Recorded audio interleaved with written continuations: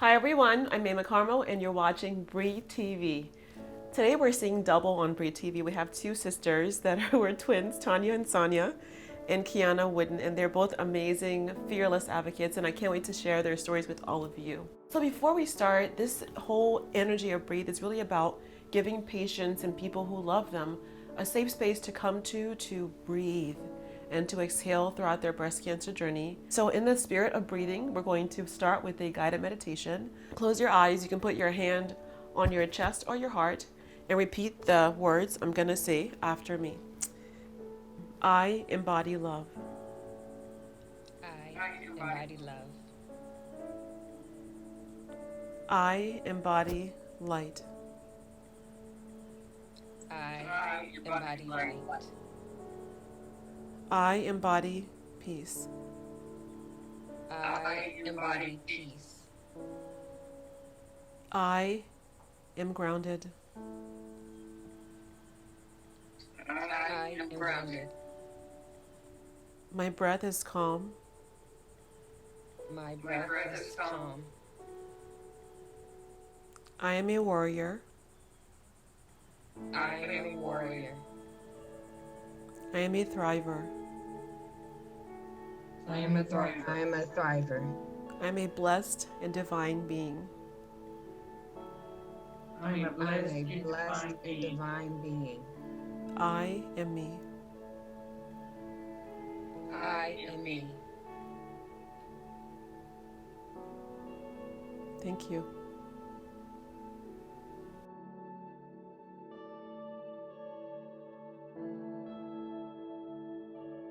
So we're seeing double. I see Tonya and Sonya, who are twin sisters. And then I see Kiana, who is wearing this beautiful bright pink. You look fabulous, by the way. You all do look fabulous. I want to start off with having the viewers learn more about your stories. Why don't we start with Kiana and share your story with our viewers? I felt a lump. I didn't necessarily think it was anything of importance. Ever since I was a young girl, during that time of the month, I would get, cysts underneath my armpits or in my breast. So that's kind of like what I thought it was.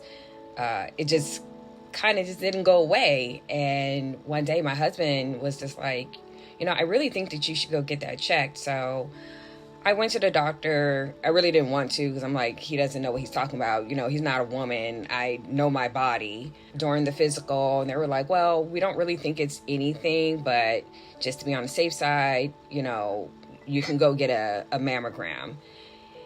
And after waiting 2 weeks for the appointment for the mammogram, they did the 3D mammogram because I had like really small, dense breasts.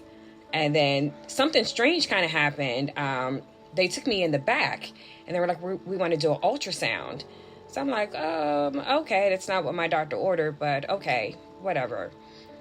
And then they're like, the radiologist is going to come and talk to you, which had never happened before in any of the times that I've went to go get any type of test done, as far as like radiology is concerned. He's, looking at the pictures, and then he says to me right there, he's like, I'm like 99% sure this is something cancerous. Now, if something was wrong, I was thinking to hear it from my actual doctor. There's this strange guy here telling me, and I honestly don't know what else he said. He could have said, a whole bunch of other things, but all I heard was 99% sure. And then like my mind just went blank and I just felt numb. And I'm like, what is happening? Like, this has to be a dream. This can't be real. I was 34 years old at the time, which I think is why my doctor was a little reluctant, to even send me to get the mammogram because of my age. Like I said, I was by myself and I'm like, I have to drive home. How am I supposed to drive like this? I'm like, what do I do? What do I tell my husband? What do I tell my family? Do I tell them anything right now? It was just so overwhelming. And, when I got home and my husband was home and I just came out and said it, and he's like, wait, what? And I'm like, listen, this is what the doctor is saying. Now I have to wait to get a biopsy. And, like that waiting, now you still have to wait like another almost 2 weeks in order to get the results. Like, it was just a crazy month for me, So I was like on edge for like literally a month from when, I found out this is what they suspect to them doing the biopsies. And it was actually October 1st, 2019 that I got the call. Thanks for sharing. I hear a lot of women who are younger saying the same thing, that they were told they were too young and they had to, be their own advocate to push for screening. Although it's hard having the diagnosis, it's just good that you knew to push for yourself and get diagnosed in time, because as you know, breast cancer is more aggressive in younger women and in women of color, particularly Black women. So glad you spoke up and that you're here today to share more of your story with us. All right, so next we're going to meet two sisters, Tonya and Sonya. Tell me about what is like your diagnosis and what happened, and then I want to also hear Sonya's story as your sister and your twin sister, how you guys supported each other.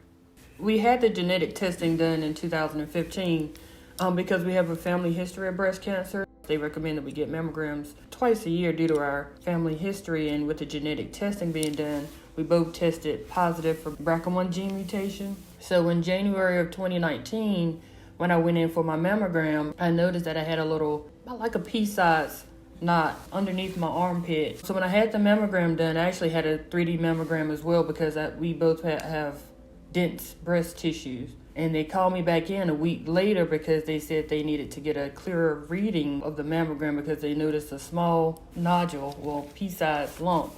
So went back in and got it done. Then I went to my breast specialist a few days after. She said everything looked fine.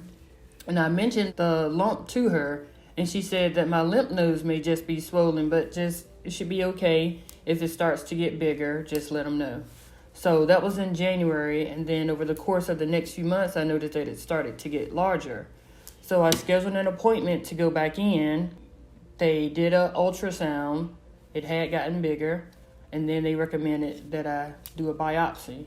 So in my mind, I kind of already knew because of my family history. I had a strong feeling that it was going to be breast cancer. So when I went back in and I had the biopsy done, of course, they tell you they'll call you back within 2 to 3 days. But the time frame started to linger and no one had called me back. So I was constantly calling in. The anticipation and anxiety, like Kiana said, it just had me in a tizzy. So they finally ended up calling me back, and they confirmed that it was breast cancer, early stages, invasive ductal carcinoma, and I am triple negative as well. So yeah, and things kind of went from there with the surgeries, chemo, radiation, reconstructive surgeries. Yeah.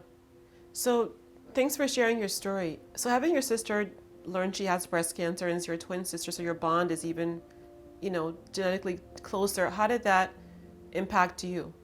Well, the day that I found out, it was devastating, and the entire time it felt like I had it as well, because we are one. Yeah, it was a really rough time. But I was there with her the entire time and showed continued support, and that's how we got through it. Did you guys get biomarker testing? No, I didn't. I did. Did you understand what biomarker testing was and why the importance of getting it and the benefit to your treatment journey and picking out the right treatment plan and all that? I just kind of wanted to know because I found out during that time that my older sister actually had breast cancer. Was she diagnosed before you, or did you find out? Yes. Did you not know before you had that breast cancer that she had breast cancer? No, she actually did not tell us. And we kept asking her, like, what's wrong? We noticed that she didn't look the same. She just looked like something was wrong, like medically. And she kept saying, I'm okay. And then like when I called her and told her, then she told me, and I'm like, wait, what? This is a very important conversation that we needed to have. So I could have been more prepared and more aware of things. And I'm like, why would you keep that from us? And her reasoning was she didn't want to feel like a burden to any of us. I want to delve into that because a lot of people don't share, especially in the Black community. They don't want to burden someone. They think that they're going to just pray to God and it's going to go away. We keep these secrets that can actually harm ourselves or somebody we love. And so it's just so crazy that she had breast cancer, didn't say anything, then you get diagnosed. You have to talk about these things or else we won't figure out how to end this disease in our community. As soon as I did the testing and it turned out that I did have a mutated gene. It wasn't BRCA1 or BRCA2, which is all that I ever heard about. So my mutated gene was in my ATM RNA.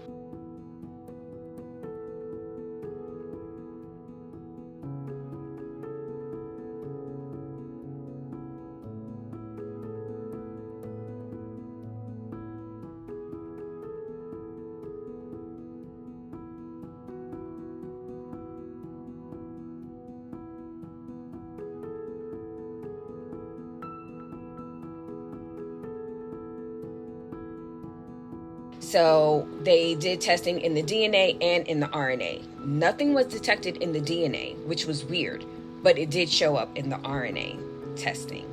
So it was 2 separate tests that I had done. And thank God that I did, because if I had just went with the regular testing, I wouldn't have known about the mutated gene. So when I found out that I was positive for that, I did tell all of my siblings, hey, listen, you guys need to get tested. I feel like a lot of my siblings just kind of brushed it off, and to this day, I can't tell you whether they got the testing or not. And to me, I don't understand why you wouldn't want to do that. You have children.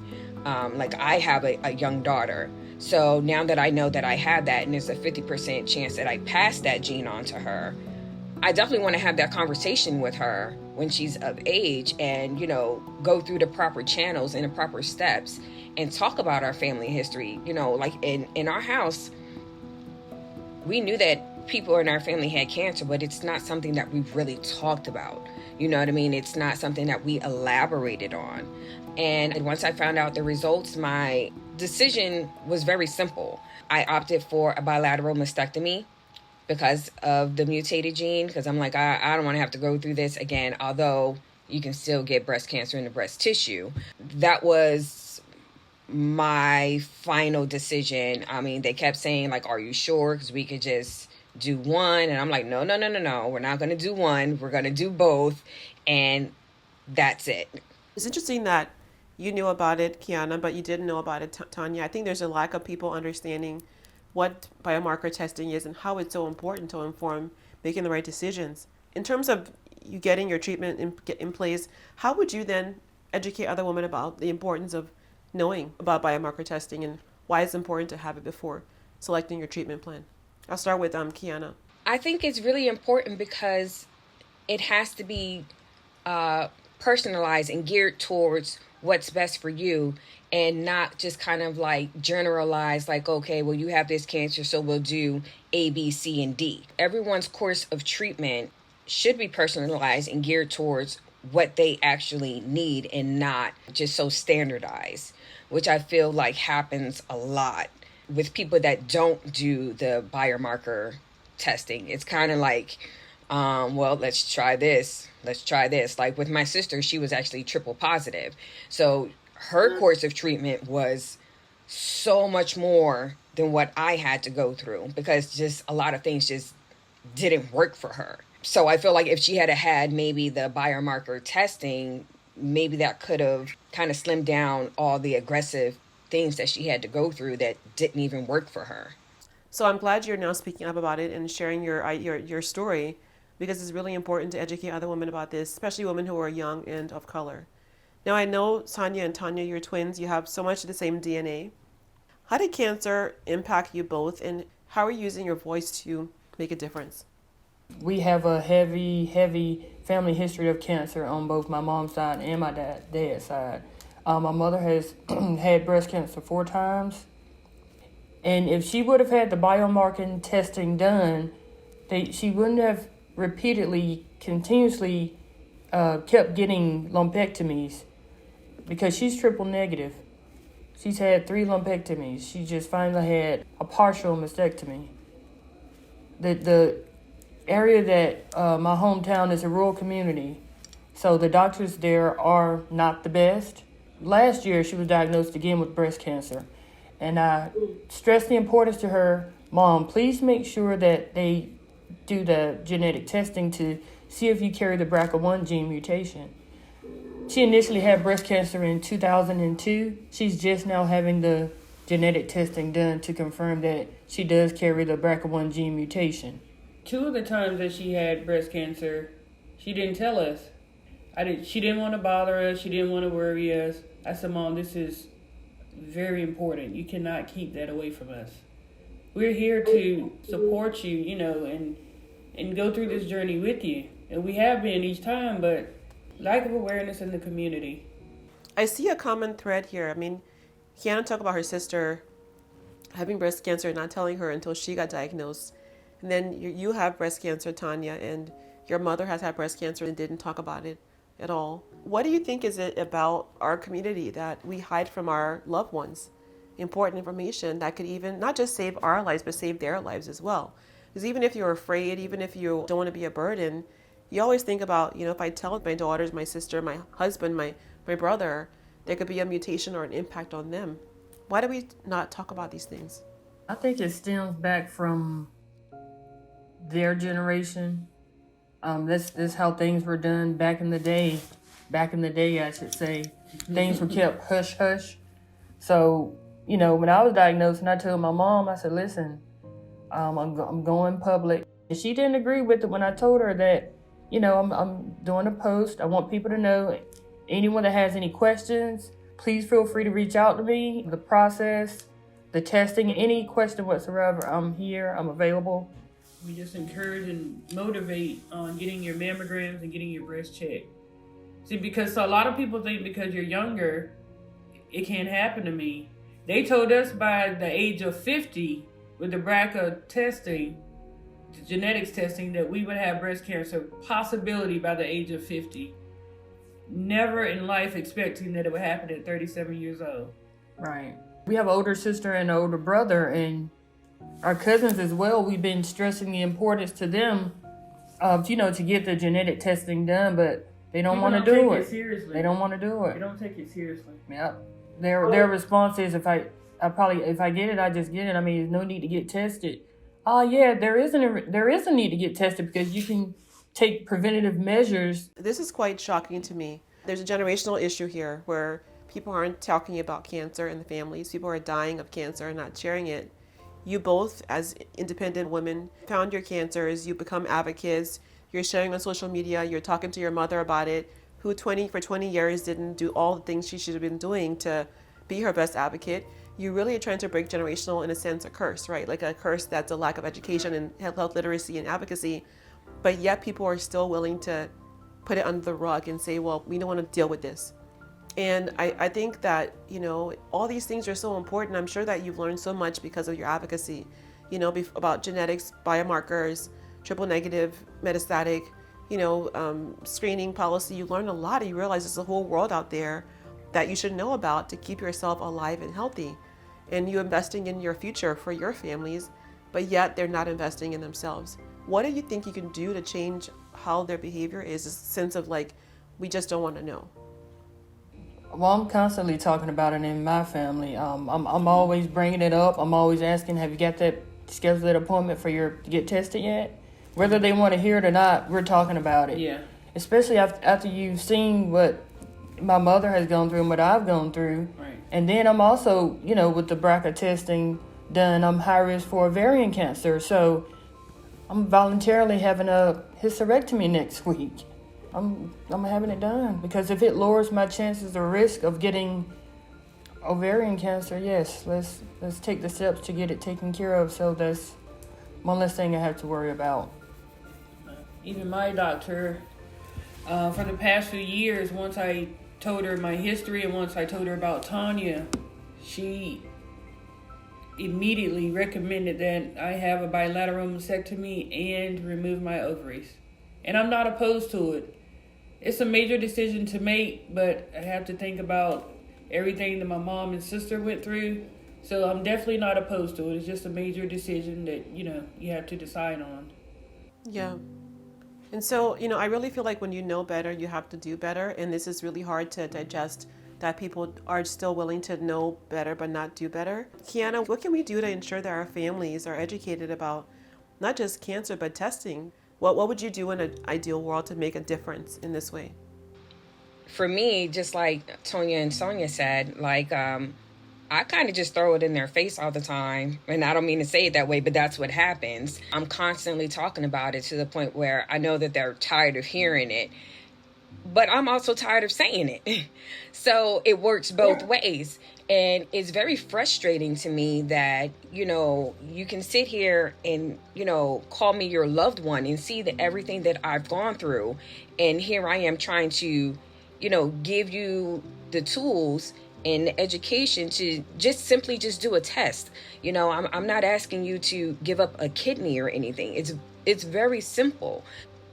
I don't know why we have that mentality a lot of the times. It's embedded in us to be like the strong Black woman. You don't need anybody else. You can do things on your own. You don't need to tell everyone your business. To me, this is not telling my business. This is me advocating and trying to spread awareness so that the next person may not have to go through everything that I had to go through. Like I was hospitalized 7 times. I had sepsis twice. My implants had to come out twice. I essentially had 3 surgeries in less than a year.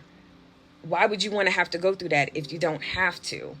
And take the preventative measures. Like Tonya said, I'm actually going to my GYN in 2 weeks to talk about a hysterectomy, because I also have a higher chance of getting ovarian cancer. And whatever I can do to try to lower that risk, that's what I want to do.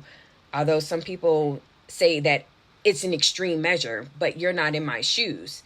So how can you say that? It's not extreme. Like my mom said to me, she was like, well, you can get another job. You can't get another you. I'm like, you know what? You're right. I have a family. I'm a mother. I have to do what's best for me. My daughter needs me. My husband needs me. And that's how I thought about things. Much like Tonya, when I got diagnosed, my family, I'm from West Africa, and my mom is a nurse. She's amazing. But they're all very like, don't tell anybody. Just let's keep it quiet. And they called it the C. Maimah has the C. I'm like, cancer? You mean that C? And they were like, just don't do anything. So of course, knowing me, I went and got on the local news. I wrote a magazine article and put it out in the media. I got into Essence. I was like, people are dying of cancer. Why am I keeping this C word hush, hush, hush thing? It's crazy. You're creating a legacy for your family that could save millions of lives. So I just want to applaud you, recognize that even though they're not open or accepting, you're doing the right thing, because there's no other person like you that exists in this world. And then there never will be anyone that exists that's like you. So thank you for all you're doing and for your bravery and being so fearless. The biomarker helps you figure out what plan is best for you. But when you have the genetic mutation, like a BRCA mutation, did you have any fear around that yourselves? Like knowing that you had it, or was it more of like, now I know better, I can start to be proactive? Tonya? Okay, so normally they tell you don't start getting your mammograms until you turn 40. But of course, in 2015, after we found out we were positive for a BRCA1 gene mutation, we started getting our mammograms twice a year and MRIs once a year. I just try to remain positive through it all and keep the faith that I've gone through, all my treatments and everything. It won't return. I'm going to get this hysterectomy done, so I will lower my chances and risks of ovarian cancer. And I'll be here for a long time to see my son grow up and see my grandchildren grow up and continue to push forward, and just know that there are people out here, same as me, that are unaware and don't know, and just try to be here for those people and let them know how important it is to continue to push forward each day, and you can get through this no matter what. That's beautiful. I think that one thing that can turn that sense of futility of like, I can't do anything, into a sense of fearlessness is knowing that you can use your time however long you're here, right? So I'm triple negative as well. And back then there was no treatment targeting triple negative breast cancer. I literally held a coin in my hand one day, and I said, okay, on one side of the coin is this paralyzing fear, and the other side of the coin is a badass, fearless woman that can do a lot to change other people's lives. So I'm going to flip the coin, and whenever I feel afraid, I'm going to push forward.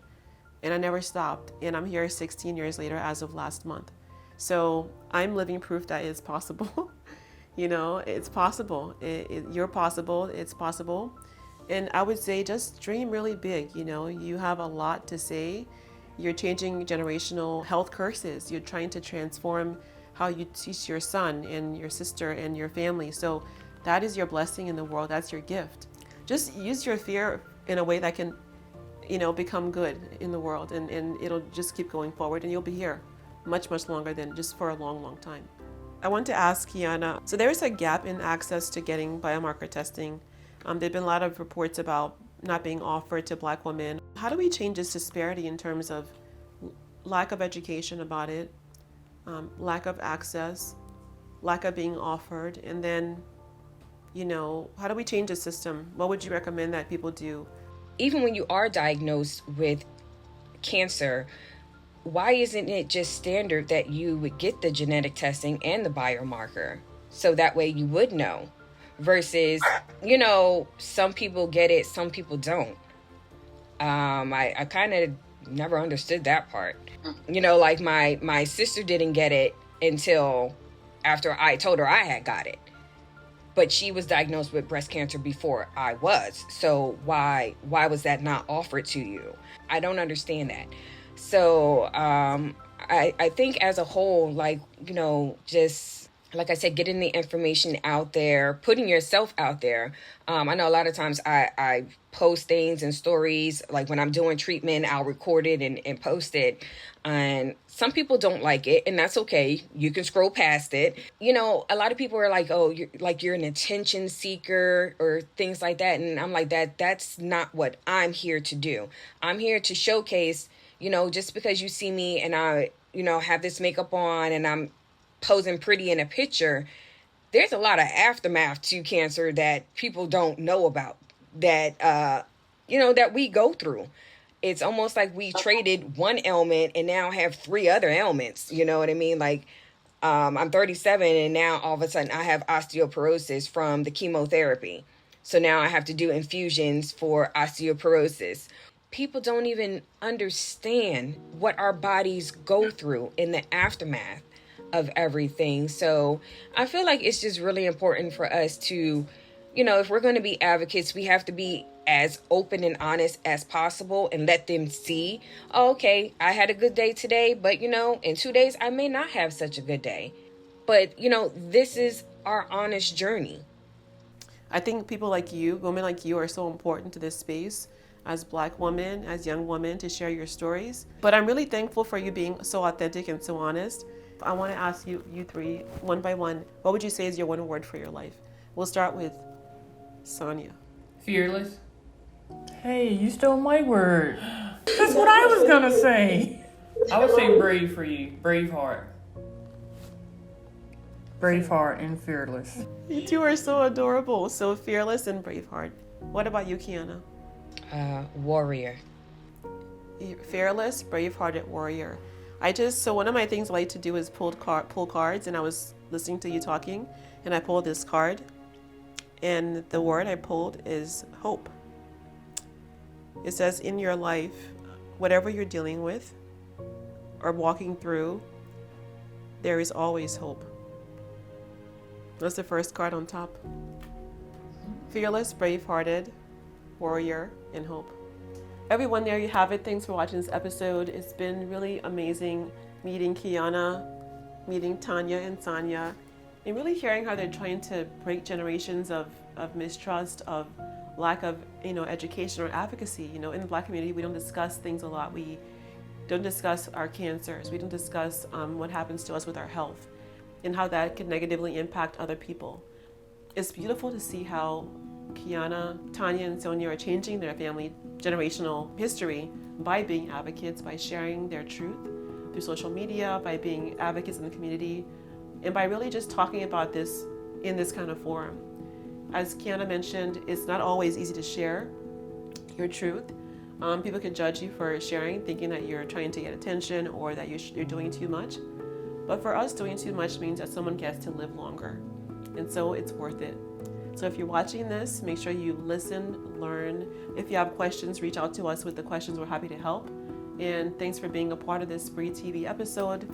We love you. Love yourself. Love your loved ones. Take care of yourselves. And we'll see you soon. Bye for now.